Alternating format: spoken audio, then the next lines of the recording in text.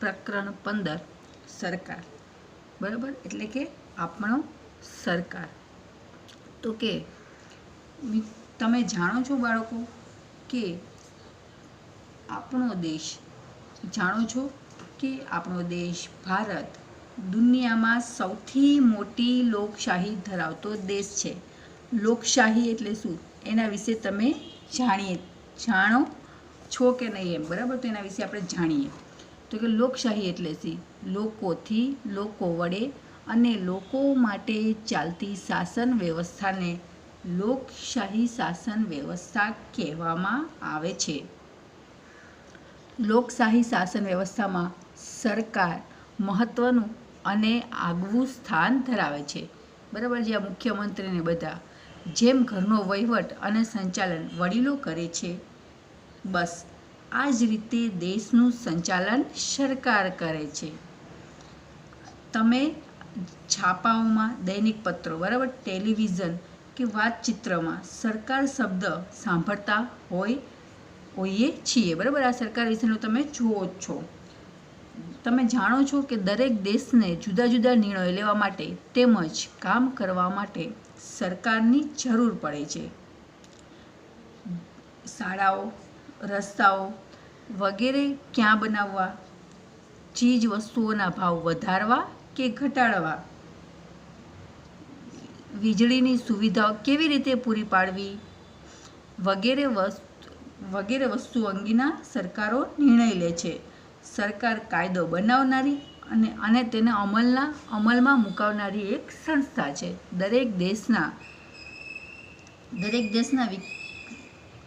દરેક દેશમાં સરકાર દ્વારા બંધારણ અનુસાર કાયદા બનાવવા, અમલમાં મૂકવા તેમજ તેમાં અનેક સુધારાઓ થાય છે. આમ સરકાર ઘણા મહત્વના કાર્યો કરે છે.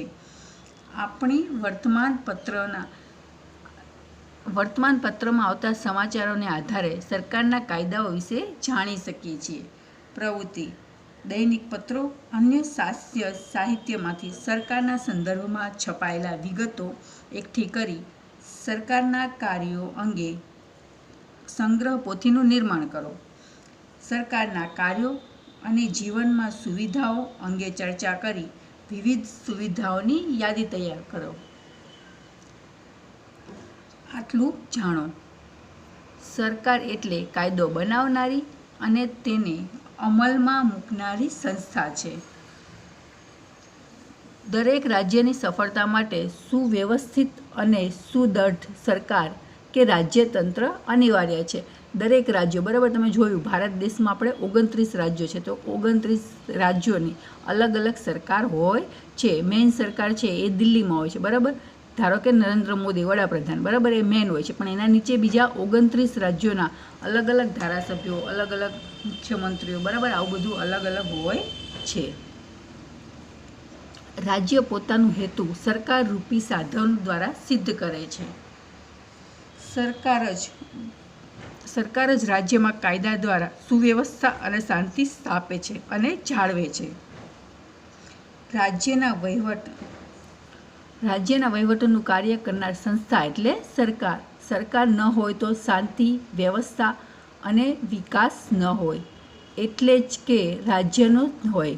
બરાબર, સરકાર ના હોય તો આપણું રાજ્ય વ્યવસ્થિત રીતના ચાલે નહીં. જે લોકોને જેમ મન ફાવે એમ કરી શકે. કોઈ કાયદો જ ના હોય, બરાબર, કોઈ બંધારણ ના હોય તો જેને મન ફાવે એમ રહી શકે.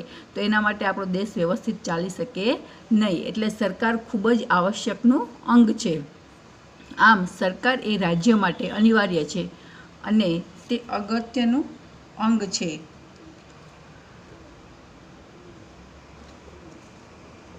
ત્યાર પછી આગળનો ટોપિક આપણો દેશ, આપણી સરકાર. આપણો દેશ વિવિધતા ધરાવતો દેશ છે. તમે 14મા ચેપ્ટરમાં જોયું કે આપણો દેશ વિવિધતા ધરાવતા, બરાબર, અલગ અલગ જ્ઞાતિના લોકો, બરાબર, 29 રાજ્યમાં અલગ અલગ જાતિના લોકો રહે છે. તો પણ છતાં આપણા દેશમાં એકતા છે.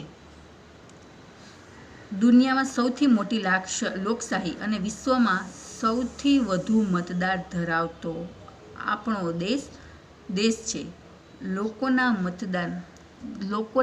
દેશની વિશાળતા અને અનેક પ્રકારની ભિન્નતા હોય એક જ સ્થળેથી વહીવટ કે સંચાલનમાં અગવડ પડે છે. બરાબર, તમે જોઈ શકો છો દિલ્હી છે તો નરેન્દ્ર મોદી દિલ્હીમાં રહે છે, તો પણ એક જ જગ્યાએથી આપણા 29 રાજ્ય એટલે કે આખા ભારતનું વ્યવસ્થિત રીતના સંચાલન થઈ શકે નહીં. એટલે આવી સમસ્યાઓ અને અગવડની સામે સુવ્યવસ્થિત વહીવટ માટે સરકારે વિવિધ સ્તરે કાર્ય કરે છે. એટલે કે 29 રાજ્યમાં અલગ અલગ સરકાર બનાવવામાં આવે છે. એટલે કે અલગ અલગ ધારાસભ્યો, મુખ્યમંત્રીઓની ચૂંટણી થાય છે. સુચારુ વહીવટ માટે સરકાર વિવિધ સ્તરે કાર્ય કરે છે. લોકશાહીમાં વ્યવસ્થામાં સ્થાનિક કક્ષાએ સ્થાનિક સરકાર, રાજ્ય સરકાર અને રાષ્ટ્રીય સરકાર કાર્ય કરે છે. સ્થાનિક સરકારનો સંબંધ કોની સાથે? ગામ કે અને શહેર સાથે. અને સ્થાનિક સરકાર ગામ અને શહેર સાથે કાર્ય કરશે. તો કે રાજ્ય સ્તરનો સંબંધ પૂરા રાજ્ય સાથેનો છે, એટલે કે આપણું આખું ગુજરાત સાથેનો. બરાબર, મુખ્યમંત્રી કોણ છે આપણા? એ બરાબર. અને રાજ્ય સરકાર પણ સમગ્ર સરકાર છે. તો જ્યાં રાષ્ટ્રીય સ્તરની સરકારનો સંબંધ આખા દેશ સાથે, આખા ભારત દેશ સાથે. અને રાષ્ટ્રીય સરકાર સમગ્ર દેશમાં કાર્યભાર સંભાળે છે, જેમ કે નરેન્દ્ર મોદી. વિવિધ સ્તરે વિવિધ જરૂરી છે. નિયમો બનાવવા અને તેને લાગુ કરવા આ સ્તરો ખૂબ જ ઉપયોગી છે.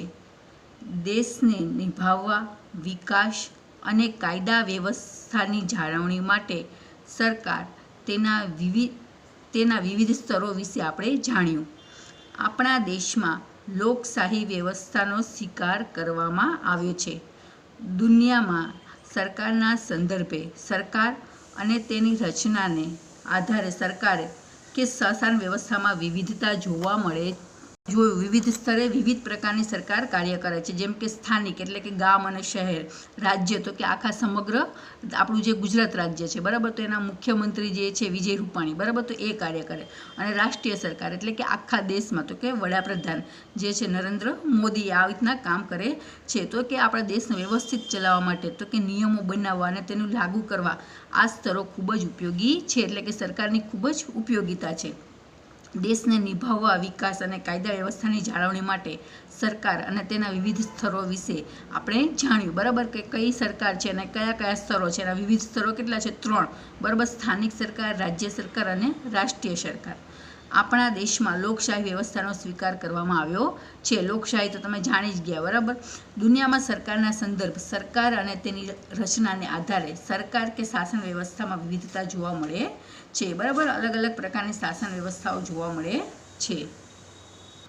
અહીંયા સુધી આપણે આ પાઠની માહિતી મેળવશું.